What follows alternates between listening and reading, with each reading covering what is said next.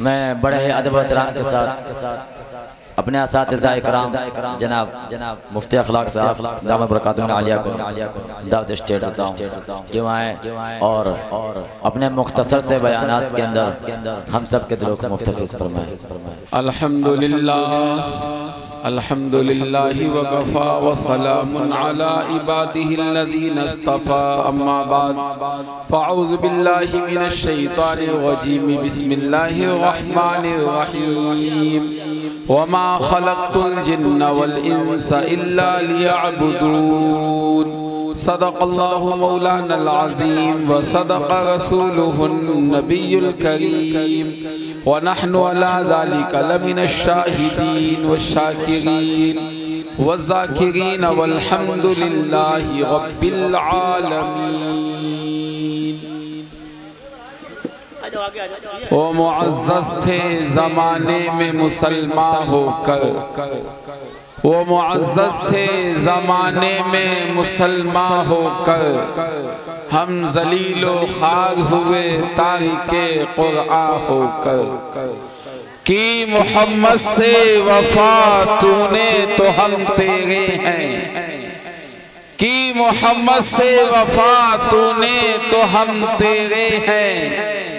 یہ جہاں چیز ہے کیا لوح و قلم تیرے ہیں، آج بھی ہو گر ابراہیم سا ایمان پیدا، آج بھی ہو گر ابراہیم سا ایمان پیدا، آگ کر سکتی ہے انداز گلستان پیدا۔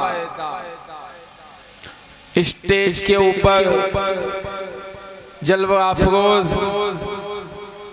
آج کے اس جلسے کے صدر باوقار حضرت مولانا اسلام الدین صاحب قاسمی، اور ابھی آپ نے خطاب سماعت کیا مشہور و معروف طبیب و عامل حضرت الحاج کلیم اشرفی صاحب امام و خطیب مسجد نور شہر ہردوئی، وہ میرے رفیق سفر مجاہد قوم و ملت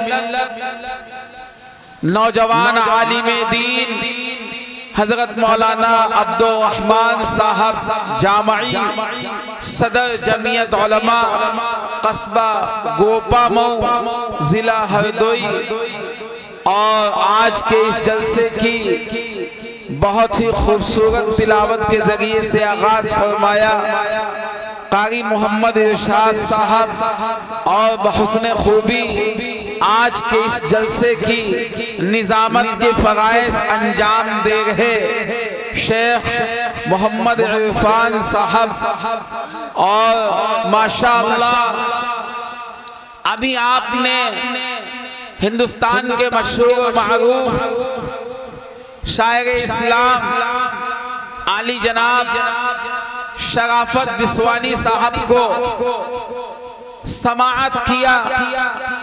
میرے عزیز ساتھیوں، جس وقت قاری شرافت بسوانی صاحب پڑھ رہے تھے تو میں نے اندازہ لگایا جتنا اچھا وہ آپ کو سنا رہے تھے اس سے کہیں زیادہ اچھا آپ حضرات ان کو سماعت کر رہے تھے، ان کو سن رہے تھے، اور آپ کے اس سننے کے طریقے سے یہ محسوس ہوا کہ واقعی اس گاؤں کے اندر نبی کے سچے عاشق، سچے شیدائی اور نبی سے سچی محبت کرنے والے ہیں،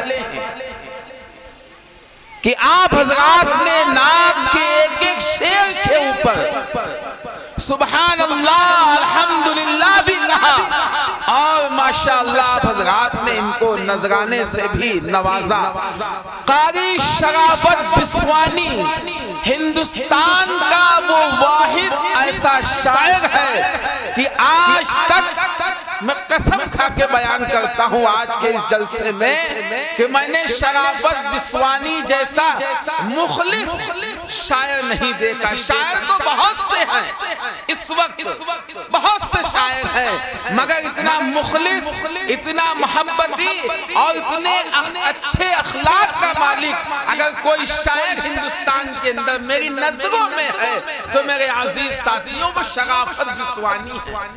میں اس لیے نہیں یہ بات عرض کر رہا ہوں وہ یہاں پہ موجود ہیں، میں اس لیے نہیں بات عرض کر رہا ہوں کہ آپ حضرات موجود ہیں، میں اس لیے یہ بات عرض کر رہا ہوں کہ شاعر تو بہت سے ہیں، آپ ان کی تاریخ لیں گے، ان سے وقت لیں گے تو وہ آپ سے معلوم کریں گے کہ پیمنٹ کیا رہے گا، پیمنٹ کیا رہے گا، کیا اخراجات ملیں گے، کیا نذرانہ ملے گا، مگر شرافت بسوانی ایک ایسا واحد شاعر ہے کہ میں نے اپنے علاقے میں بھی، ضلع ہردوئی میں بھی، اور ابھی چند روز ضلع ایودھیا میں بہت بڑا دستار بندی کا پروگرام تھا، وہاں بھی تاریخ لی اور اس سے بہت جلسوں میں تاریخ لی، مگر شرافت بسوانی نے کبھی کوئی پیمنٹ کے تعلق سے کوئی بات نہیں کی، اور کبھی کوئی تاریخ کوئی وقت نسبی نہیں کیا، ورنہ بہت سے شاعر ہیں ایک جگہ تاریخ دی، چھوٹا پروگرام تھا،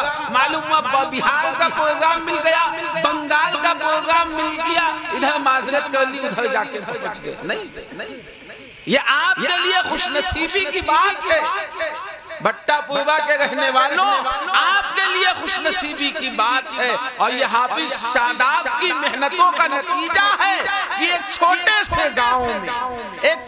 سے گاؤں میں چھوٹی سی بستی کے اندر ہندوستان کا اتنا بڑا شاعر جو ہے جس نے آپ کو کلام بھی سنایا ہے اور ابھی تک آپ کے سامنے موجود بھی ہے،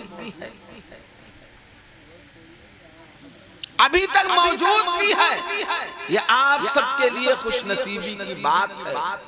میں تو دعا کرا دیتا مگر حافظ شاداب صاحب کا حکم ہے کہ کچھ دیر بعد عرض کر دی جائے، کیونکہ بھٹا پوربا کے رہنے والے نبی سے بڑی محبت اور عقیدت رکھنے والے ہیں، نبی سے محبت ہی کی وجہ سے ابھی تک جو ہے یہاں کے اوپر موجود ہیں، اور ہماری مائیں بہنیں بھی ماشاءاللہ کثیر تعداد میں یہاں کے اوپر بیٹھی ہیں، اور رات کے اس وقت 12:15 بج چکے ہیں۔ اس وقت کوئی لمبی چوڑی گفتگو کا موقع نہیں ہے، کوئی لمبا بیان کیا جائے، لمبی تقریر کی جائے، اس کا کوئی موقع نہیں ہے۔ میرے عزیز ساتھیوں، بس مختصر سی 5 سے 10 منٹ میں کچھ ضروری باتیں عرض کر کے بات کو ختم کر دوں گا، انشاءاللہ دعا ہو جائے گا۔ سب سے پہلی بات تو یہ ہے کہ ہم اپنے اللہ کا جتنا شکریہ ادا کریں اتنا کم ہے کہ اللہ تعالیٰ نے ہم سب کو، چاہے اسٹیج والے ہوں، چاہے سامنے والے ہوں، چاہے میری مائیں بہنیں ہوں، سب کے لیے شکریہ ادا کرنے کا موقع ہے کہ اللہ تعالیٰ نے ہم تمام لوگوں کو اس کائنات کے اندر، اس دنیا کے اندر، اس زمین کے اوپر، اس آسمان کے نیچے اللہ تعالیٰ نے اشرف المخلوقات انسان بنا کر پیدا کیا۔ آپ جانتے ہیں آسمان کتنا اونچا ہے، زمین کتنی لمبی چوڑی ہے، آپ پہاڑوں کو دیکھیں تو آپ کی نگاہ جہاں تک جائے گی آپ کو بلندی ہی بلندی نظر آئے گی، آپ سمندر کے کنارے کھڑے ہو جائیں آپ کو پانی ہی پانی نظر آئے گا۔ چاند کو بھی اللہ نے بنایا، سورج کو بھی اللہ نے بنایا، ستاروں کو بھی اللہ نے بنایا، جانوروں کو بھی اللہ نے پیدا کیا، چرند و پرند کو بھی اللہ نے بنایا، مگر بھٹا پور کے رہنے والوں اللہ نے کسی بھی چیز کو اشرف نہیں کہا، نہ چاند کو کہا، نہ سورج کو کہا، نہ ستاروں کو کہا ہے، نہ پہاڑوں کو کہا ہے، نہ سمندروں کو کہا ہے۔ اگر اشرف کسی مخلوق کو کہا ہے تو میرے عزیز ساتھیوں اللہ نے انسانوں کو کہا، ہم لوگ کو کہا، اور قرآن نے اس بات کی شہادت ادا کی ہے، لَقَدْ خَلَقْنَا الْإِنسَانَ فِي أَحْسَنِ تَقْوِيمٍ۔ اللہ کھلے لفظوں میں کہہ رہا ہے کہ ہم نے انسان کو بہترین سانچے میں، سانچہ سمجھتے ہیں بھٹے کے اوپر جب اینٹ بنتی ہے تو اس کا ایک سانچہ ہوتا ہے، اس میں ڈال کر جو ہے تیار کی جاتی ہے۔ اللہ کہہ رہا کہ ہم نے انسان کو بہترین سانچے میں ڈھال کر پیدا کیا۔ قرآن کی یہ آیت اس بات کے اوپر دلالت کر رہی ہے کہ انسان مخلوقات میں سب سے اشرف، سب سے اعلیٰ مخلوق ہے۔ وہ نہ جانتے ہو اللہ چاہتا تو ہمیں چرند و پرند بھی بنا سکتا تھا، اللہ چاہتا تو ہمیں جانور بھی بنا سکتا تھا، اللہ چاہتا تو ہمیں پیڑ و پودا بھی بنا سکتا تھا، اللہ چاہتا تو ہمیں مکھی اور مچھر بھی بنا سکتا تھا کہ ہم کسی کے جسم پہ بیٹھتے وہ ایک چپت مارتا اور ہمارا خاتمہ ہوتا۔ مگر اللہ نے احسان کیا ہے، انعام کیا ہے، فضل کیا ہے ہمارے اوپر کہ اللہ نے ہمیں انسان بنا کر دنیا کے اندر پیدا کیا۔ اور پھر جانتے انسان تو دنیا کے اندر بہت سے ہیں، انسان وہ بھی ہیں جو اللہ کی عبادت کر رہے ہیں، اور انسان وہ بھی ہیں جو اللہ کی عبادت نہیں کر رہے ہیں۔ اللہ نے فیصلہ کیا کہ تمام انسانوں میں بہترین انسان وہ ہیں، تمام انسانوں میں سب سے اعلیٰ انسان وہ ہیں، تمام انسانوں میں سب سے افضل انسان وہ ہیں جو ایمان والے ہیں، جو مسلمان ہیں، جن کو ایمان کی دولت مل گئی، جن لوگوں نے اپنے دل و زبان سے اس بات کی شہادت کو ادا کیا، لا الہ الا اللہ محمد رسول اللہ، اللہ کے سوا کوئی عبادت کے لائق نہیں، اللہ کے سوا کوئی بندگی کے لائق نہیں، اور جناب محمد رسول اللہ صلی اللہ علیہ وسلم اللہ کے بندے اس کے رسول ہیں۔ اللہ نے کہا کہ جس نے اس کلمے کو پڑھ لیا، جو ایمان لے آیا، جو مسلمان ہو گیا، وہ تمام انسانوں میں سب سے افضل اور سب سے اعلیٰ ہو گیا۔ یہ میں نہیں کہتا، اللہ نے قرآن کریم کے اندر قسم کھا کے فرمایا ہے وَالْعَصْرِ إِنَّ الْإِنسَانَ لَفِي خُسْرٍ إِلَّا الَّذِينَ آمَنُوا، اللہ نے کہا ساری کائنات ناکامیابی میں ہے، خسارے میں ہے، مگر وہ ناکامیاب نہیں ہے جو ایمان لے آیا، جو مسلمان ہو گیا۔ آج ہم مسلمان ہیں، ایمان والے ہیں، ہم اپنے رب کا جتنا شکریہ ادا کریں اتنا کم ہے، مگر آج ہم نے اپنے مقام کو بھلا دیا۔ ہمارا کتنا بڑا مقام ہے۔ آج اگر دنیا باقی ہے، سورج اپنے وقت پر نکل رہا ہے، چاند جگمگا رہا ہے، ستارے جھلملا رہے ہیں، یہ دنیا کا نظام چل رہا ہے، کائنات چل رہی ہے، دنیا دوڑ بھاگ رہی ہے، سب کچھ میرے عزیز ساتھیوں ایمان والے کی بدولت چل رہا ہے۔ آقا نامدار صلی اللہ علیہ وسلم نے بیان فرمایا کہ جس دن اس کائنات میں، اس دنیا میں ایمان والا نہیں رہے گا، مسلمان نہیں رہے گا، اللہ دنیا کے نظام کو ختم کر دیں گے، قیامت برپا ہو جائے گی، دنیا نیست و نابود ہو جائے گی۔ آج دنیا اگر باقی ہے تو ہماری بدولت باقی ہے، ایمان والے کی بدولت باقی ہے۔ ہم اپنے رب کا جتنا شکریہ ادا کریں اتنا کم ہے کہ اللہ نے ہمیں مسلمان بنایا۔ اور معلوم ہے اس کے بعد کیا احسان کیا اللہ نے۔ میں بہت شارٹ کر کے آپ کے سامنے مختصر بات عرض کر رہا ہوں، اور موٹے موٹے اللہ کے احسانات، اللہ کے انعامات آپ کے سامنے گنوا رہا ہوں۔ سب سے پہلے تو اللہ نے ہمیں انسان بنایا، پھر ایمان کی دولت سے مالا مال کیا، اور اس کے بعد میں اللہ نے ہمیں اس نبی کی امت میں پیدا کیا ہے کہ جس نبی کی پیدائش کی خاطر اللہ نے کائنات کو بنایا، دنیا کو پیدا کیا۔ اگر نبی دنیا کے اندر نہ آتے، نہ چاند ہوتا، نہ ستارے ہوتے، نہ سورج ہوتا، نہ دریا ہوتے، نہ سمندر ہوتے، نہ پہاڑ ہوتا، دنیا کی ایک ایک چیز کو اللہ نے نبی کے صدقے میں پیدا کیا ہے۔ اور اس نبی کا مقام کتنا بڑا ہے، اس نبی کی امت میں پیدا ہونے کے لیے نبیوں نے، رسولوں نے، پیغمبروں نے تمنائیں کی تھی کہ اے اللہ مجھے رسول نہ بنا، مجھے پیغمبر نہ بنا، صرف مجھے نبی پاک صلی اللہ علیہ وسلم کی امت میں امتی بنا کر پیدا کر دیجئے۔ ہم نے کیا تمنا کی تھی، ہم نے کیا خواہش کی تھی، کبھی ہم نے سوچا اللہ نے بغیر مانگے، بغیر تمنا کیے ہوئے اتنی بڑی دولت عطا کی ہے کہ اس نبی کے امتی ہم کو بنایا ہے، اس نبی کی امت میں پیدا کیا ہے، جس نبی کی امت میں پیدا ہونے کے لیے رسولوں نے جو ہے تمنائیں کی تھی۔ اور اللہ نے کیا احسان کیا؟ ہم سب کی رشد و ہدایت کے لیے، کامیابی کے لیے، کامرانی کے لیے، اور جنت میں ہم جانے والے کیسے بن جائیں اور جہنم سے بچنے والے ہم کیسے بن جائیں، اس لیے اللہ نے ہماری رشد و ہدایت کے لیے وہ عظیم کتاب قرآن پاک عطا کی ہے جو تمام آسمانی کتابوں کی سردار۔ یہ تو موٹے موٹے احسانات کہ اللہ نے ہمیں انسان بنایا، ایمان کی دولت سے مالا مال کیا، نبی کی امت نے پیدا کیا، قرآن جیسی عظیم نعمت عطا کی ہے۔ اس کے علاوہ اللہ کے بے شمار احسانات ہمارے اوپر ہیں، انعامات بے شمار ہیں۔ اللہ نے خود کہا وَإِن تَعُدُّوا نِعْمَةَ اللَّهِ لَا تُحْصُوهَا۔ اللہ کہہ رہا اے مسلمانوں، اے انسانوں، اے میری ماں بہنوں سنو، اللہ کہہ رہا اگر تم ہماری نعمتوں کو گننا چاہو گے تو گن نہیں سکتے ہو، ہمارے انعامات کو گننا چاہو گے تو گن نہیں سکتے ہو۔ ہمارے اتنے انعامات ہیں، اتنے احسانات ہیں، اتنی نوازشیں ہماری، تم اس کو گن نہیں سکتے۔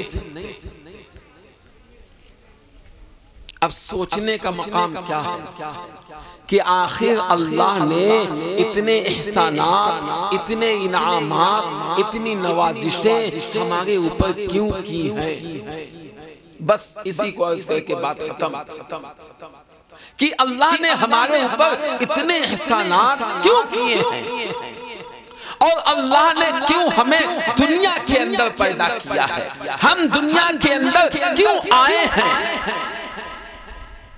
بس اسی کو سمجھنا ہے، اسی کی طرف توجہ دلانی ہے، اسی کی طرف آپ کو لے کے چلنا ہے کہ جس کو آج ہم نے دنیا کی محبت میں بھلا دیا ہے، دنیا کی رنگینیوں میں کھو کر ہم نے اپنے دنیا میں آنے کے مقصد کو، مشن کو، ٹارگٹ کو، ہدف کو بھلا دیا ہے کہ ہم دنیا میں کیوں آئے ہیں، کیوں اللہ نے پیدا کیا ہے۔ ہم سمجھتے ہیں بس دنیا کے اندر ہم کھیلنے کے لیے آئے ہیں، کودنے کے لیے آئے ہیں، مستی کرنے کے لیے آئے ہیں۔ نہیں، اللہ نے ہمیں یوں ہی بیکار نہیں پیدا کیا ہے، بلکہ ارشاد فرمایا وَمَا خَلَقْتُ الْجِنَّ وَالْإِنسَ إِلَّا لِيَعْبُدُونَ۔ اللہ نے قرآن کی ایک چھوٹی سی آیت کے اندر ہمیں بتا دیا ہے کہ ہماری زندگی کا مقصد کیا ہے، ہم کیوں دنیا میں آئے ہیں، کیوں اللہ نے دنیا کے اندر پیدا کیا ہے۔ ہماری زندگی چاہے ایک دن کی ہو یا 100 سال کی ہو، مقصد ہمارا ایک ہے کہ ہم اس دنیا کے اندر اپنے رب کی عبادت کریں، اپنے رب کی بندگی کریں، اپنے اللہ کی عبادت کریں، اپنے اللہ کی بندگی کریں۔ ہمارے دنیا کے اندر آنے کا مقصد یہی ہے کہ ہم اپنے اللہ کی عبادت کر کے اپنے اللہ کو راضی کر لیں تاکہ ہمارا ٹھکانہ اور ہمارا مسکن اور ہماری آخری رہنے کی جگہ جنت بن جائے۔ مگر آج ہم نے اس کو بھلا دیا ہے، آج ہم سمجھتے ہیں کہ بس دنیا میں ہی رہنا ہے۔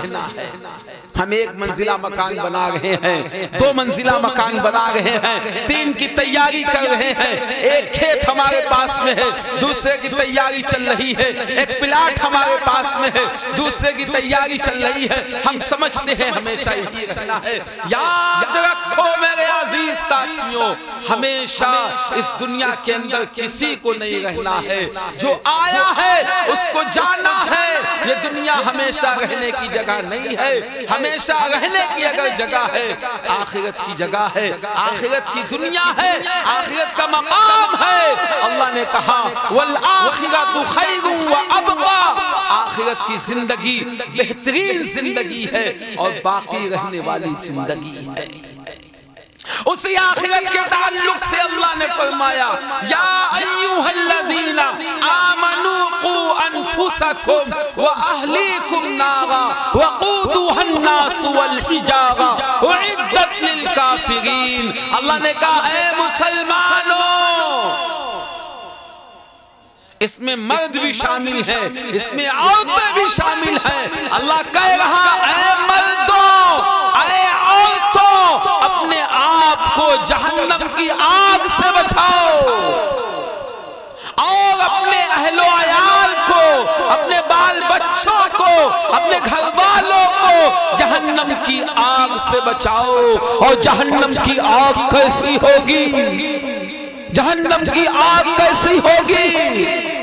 اللہ نے کہا وَقُودُهَا النَّاسُ وَالْحِجَارَةُ، جہنم کی آگ اللہ نے اس کا ایندھن انسانوں کو اور پتھروں کو بنایا ہے۔ اے میری ماں بہنوں، آج دنیا کی کوئی آگ پتھر سے نہیں جل رہی ہے، آج دنیا کی آگ کوئلے سے جل رہی ہے، مٹی کے تیل سے جل رہی ہے، گیس سے جل رہی ہے، لکڑیوں سے جل رہی ہے۔ اللہ نے کہا کہ جہنم کی آگ اس کو میں نے انسانوں کے ذریعے سے جلایا ہے، پتھروں کے ذریعے سے جلایا ہے۔ اسی آگ سے بچنے کے لیے اللہ ہمیں کہہ رہا ہے اے مسلمانوں، جہنم کی آگ سے اپنے آپ کو بچاؤ۔ ہم کیسے جہنم کی آگ سے بچیں گے؟ مفسرین نے لکھا کہ ہم اپنے آپ کو اچھے اعمال کے ذریعے سے، نمازوں کو پڑھ کر، نبی کی سنتوں کے اوپر چل کر اپنے آپ کو جہنم کی آگ سے بچائیں۔ اور فرمایا وَأَهْلِيكُمْ، یعنی اپنے بچوں کو جہنم کی آگ سے بچاؤ۔ آج حال کیا ہے؟ اگر ایک گاؤں کے اندر بستی میں کوئی کتا کاٹنے والا ہو جاتا ہے، جس کو ہم لوگ کہتے ہیں بوگانا کتا، ہر ایک پڑوسی ایک دوسرے کو بتاتا ہے اپنے بچوں کو باہر نہ بھیجنا، کتا کاٹنے والا ہے باہر۔ مائیں بہنیں ایک دوسرے کو بتاتی ہیں، بچوں کو گھر میں رکھتی ہیں کہ کہیں کتا کاٹ نہ لے۔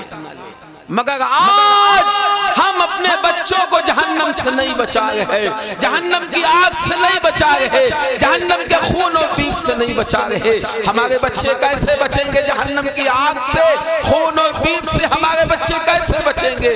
فرمایا کہ ہم اپنے بچوں کو دین کی تعلیم دیں، قرآن کی تعلیم دیں، مکتب کی تعلیم دیں۔ حافظ محمد شاداب جو آج کے میرے دائی ہیں، وہ آپ کے مہمان ہیں۔ ان کی مہمان نوازی یہ نہیں کہ آپ اچھا ان کو کھانا کھلا دیں، آپ ان کو اچھی تنخواہ دیں، تنخواہ تو آپ کو اچھی دینا ہی ہے، کھانا تو کھلانا ہی ہے، مگر اس سے بڑی ان کی مہمان نوازی کیا ہے کہ جس مقصد کے لیے آپ کے گاؤں میں آئے ہیں، یعنی یہ امامت کر رہے ہیں، سب سے بڑی مہمان نوازی ہے آپ ان کے پیچھے نمازوں کو پڑھیں۔ یہ بچوں کو پڑھانے کے لیے آئے ہیں، سب سے بڑی مہمان نوازی یہ ہے کہ آپ اپنے بچوں کو، اپنی بچیوں کو ان کے پاس میں قرآن کی تعلیم حاصل کرنے کے لیے، قرآن کو پڑھنے کے لیے اپنے بچوں، اپنی بچیوں کو ان کے پاس میں بھیجئے۔ اور یہ آپ کے قائد ہیں، آپ کے رہنما ہیں، آپ کی دینی رہنمائی فرمائیں گے۔ آپ کو کوئی ضرورت پڑے، شادی کا موقع ہو، بیاہ کا موقع ہو، ختنے کا موقع ہو، عقیقے کا موقع ہو، کوئی موقع ہو، ہم سب سے پہلے ان کے پاس جائیں اور معلوم کریں کہ اس مسئلے میں اللہ کا حکم کیا ہے، نبی کا طریقہ کیا ہے۔ ہم اللہ کے حکم کو معلوم کر کے، نبی کے طریقے کو معلوم کر کے جب اس کے اوپر عمل کریں گے تو یہ ہماری دنیا بھی بنے گی، ہم دنیا میں بھی کامیاب ہوں گے، اور آخرت کی جو لامحدود زندگی ہے اس زندگی کے اندر بھی کامیاب ہوں گے۔ اللہ تعالی ہم تمام کو کہنے سننے سے زیادہ عمل کرنے کی توفیق عطا فرمائے۔ وآخر دعوانا ان الحمد للہ رب العالمین۔ لله رب العالمين والصلاة والسلام على النبي الكريم اللهم آتنا في الدنيا حسنة وفي الآخرة حسنة وقنا عذاب النار اللهم إنك تحب العفو والعافية في الدنيا والآخرة توفنا مسلما وألحقنا بالصالحين ربنا ظلمنا أنفسنا وإن لم تغفر لنا وترحمنا لنكونن من الخاسرين۔ اے اللہ سارے جہان کے پالنہار ہیں، اے اللہ ساری کائنات کے بنانے والے آپ ہیں۔ اے اللہ سب کے مالک، سب کے خالق، سب کے رازق آپ ہیں۔ اے اللہ ہم سچے دل سے گواہی دیتے ہیں کہ آپ کے سوا کوئی عبادت کے لائق نہیں، آپ کے سوا کوئی بندگی کے لائق نہیں۔ اے اللہ آپ کے سوا کوئی عبادت کے لائق نہیں۔ اے اللہ آپ نے ہم تمام کو اپنی بندگی اور اپنی عبادت کے لیے اس دنیا میں پیدا کیا۔ اے اللہ مگر ہم نے دنیا کے اندر آ کر دنیا کی رنگینیوں میں کھو کر، دن کے اجالے میں، رات کے اندھیرے میں، جان کر انجانے میں اے اللہ بے شمار گناہ کیے ہیں۔ اے اللہ ہم مجرم ہیں، سزا کے مستحق ہیں، مگر اے اللہ آپ غفور رحیم ہیں، بڑے بڑے گناہوں کو معاف فرمانے والے ہیں۔ اے اللہ ہم تمام لوگ اپنے گناہوں سے توبہ کرتے ہیں۔ اے اللہ ہم سب کے گناہوں کو معاف فرما۔ اے اللہ ہم سب کی خطاؤں کو درگزر فرما۔ اے اللہ ہم سب کی لغزشوں کو معاف فرما۔ اے اللہ ہم سب کو نیک اعمال کرنے کی توفیق عطا فرما۔ اے اللہ گناہوں سے ہم سب کی پوری پوری حفاظت فرما۔